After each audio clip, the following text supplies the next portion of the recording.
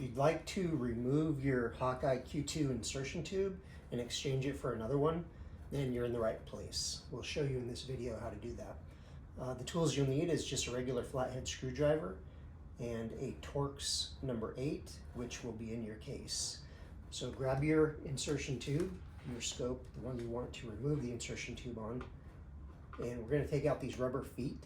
So what we're going to do is just use the flathead to give that a little pry, just like that. You can dig it out with your fingernails, but it's really tough. All right, then we'll just remove those two items. Now we'll take out the 4 Torx screws.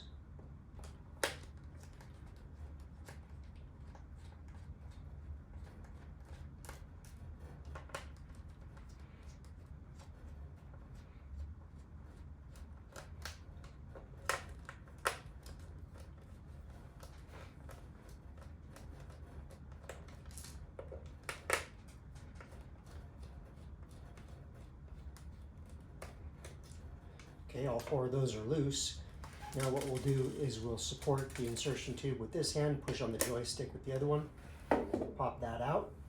Now we've removed the old insertion tube. Now we can put the new one in. We're just going to reverse the process. Push the joystick up through the hole, push the pieces together, flip it over, place all 4 screws in the holes.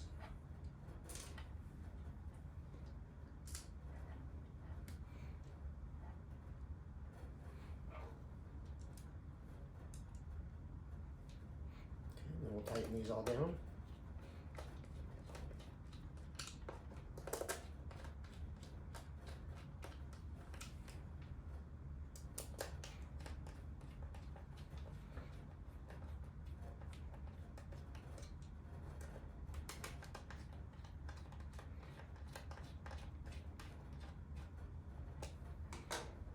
Replace the rubber feet.